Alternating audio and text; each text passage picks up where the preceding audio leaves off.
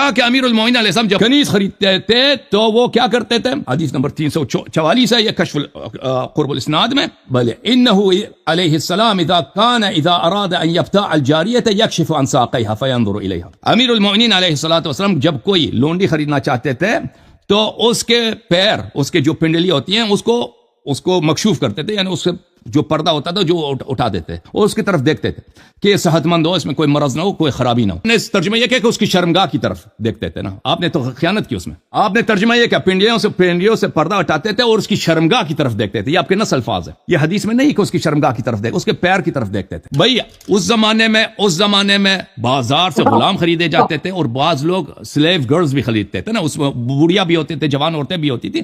تو یہ شریعت کا حکم ہے کہ اگر آپ اس زمانے میں اگر کوئی چیز مال خریدتے ہیں تو آپ کو حق ہے کہ اس کو چیک کر. یہ حق نہیں ہے کہ بھئی اس کی شرمگاہ کو دیکھو، نہیں، اس کے پیر اور اس کے چہرے کو دیکھ سکتے ہو کہ بھئی یہ صحت مند ہے، یہ کوئی کمزور نہ ہو، یہ میرے ساتھ کوئی فراڈ نہ ہو، اس کا پیر مثلا ایسا نہ ہو کہ یہ کوئی اس میں کوئی ایسی بات ہو کہ گھر میں لاتے ہیں کام نہیں کر سکتی نا. تو یہ سب مسلمانوں کے لیے ایک حکم ہے. لیکن میں آپ کو بتاتا ہوں کہ آپ کے اپنے خلیفے کے ہاں کیا ہوتا تھا. آپ کے خلیفے کہاں کیا ہوتا تھا؟ امیر المومنین علیہ السلام امام تھے، وہ دوسرے مسلمانوں کے لیے حکم بتانا بھی ان کو ضروری تھا کہ تم اگر بازار سے کوئی کنیز خریدتے ہو تو کس حد تک تم چیک کر سکتے ہو، یعنی چہرہ دیکھ سکتے ہو، چہرہ دیکھ سکتے ہو اور پیر دیکھ سکتے ہو، اس سے زیادہ نہیں دیکھ سکتے. یہ بتانا ان کے لیے ضروری ہے، ٹھیک ہے، اور اس میں کوئی حرمت بھی نہیں ہے. سب فریقین نے اجماع کیا کہ النظرۃ الاولی لک والنظرۃ الثانیہ علیک.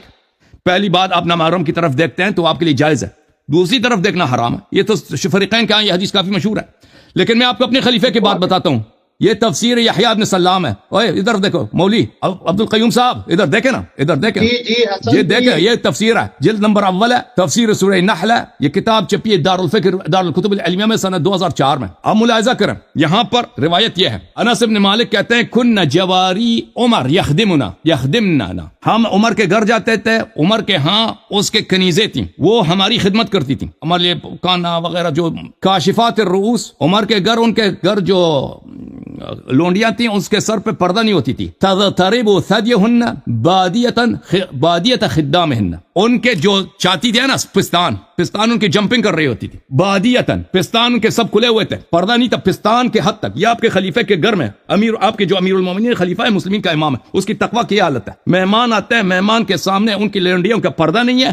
پردہ کہاں تک نہیں کہ یہ ان کا پستان ان کا کھلا ہوتا تھا. یہ آپ وہ خلیفہ جس کو آپ اپنا امام مانتے ہو، ٹھیک ہے نا، پیر کی طرف امیر المومنین علیہ السلام نے دیکھا، آپ نے غلط ترجمہ کی، فراڈ کیا کہ اس کی شرمگاہ کی طرف دیکھتے. شرم نہیں آتی تجھے؟ سب کے سامنے میں ادھر بیٹھا ہوں، تم سمجھ رہے تھے کہ میں نہیں پکڑوں گا کہ شرمگاہ کی طرف دیکھتے تھے. اور پنڈلی کی طرف دیکھا، آپ نے اس کا ترجمہ کیا کہ وہ پنڈلی کو ننگا کر کے شرمگاہ کی طرف دیکھتے تھے. آپ نے یہ ترجمہ کیا، قیوم کچھ شرم بھی کیا کرو. اب اپنے خلیفے کی طرف دیکھو کہ اس کے گھر میں کیا ہوتا تھا. مہمان آتے تھے، اور اب وہ خلیفہ تھا، اس کے پاس بہت لوگ آتے تھے نا. خدمت کے لیے کیا تھا اس کے پاس؟ خدمت کے لیے اس کے پاس لونڈیاں تھیں، کنیزیں. سر تو ننگا ہے وہ تو الگ بات ہے، چلے. سینہ کیوں چاک ہے، سینہ کیوں کھلا؟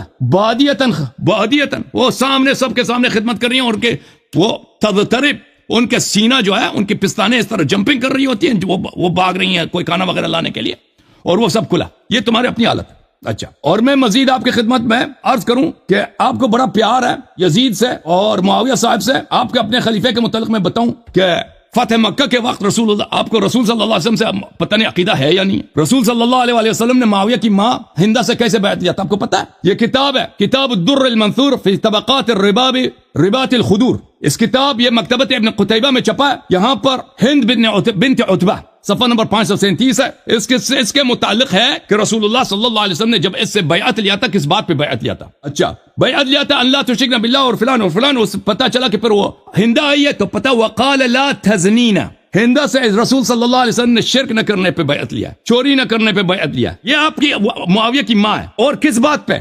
یہ تزنینا، اور اس بات کا مجھے وعدہ کرو کہ اب اس کے بعد تم کبھی زنا نہیں کرو گی. یہ رسول اللہ صلی اللہ علیہ وسلم نے معاویہ کی ماں سے بیعت لیا تھا. اور میں آپ کو ایک شعر دکھاتا ہوں. ایک شعر ہے حسان ابن ثابت، رسول صلی اللہ علیہ وسلم کے شاعر ہیں. تاریخ تبری ہے، تاریخ تبری میں جلد نمبر 2 ہے. عمر بن الخطاب نے دیکھا کہ احد کے مقام پر، جنگ احد میں، ہند جو ہے ابی سفیان کی زوجہ معاویہ کی ماں پہاڑی پہ کھڑی ہو کے وہاں سے وہ تانے دے رہی ہے، گالی دے رہے پیغمبر کو صلی اللہ علیہ وسلم کو. تو عمر بن الخطاب نے کہا کہ حسان سے کہا کہ ایک شعر کہہ دو اس کے لیے، تم اس کا مقابلہ کرو اس شعر سے.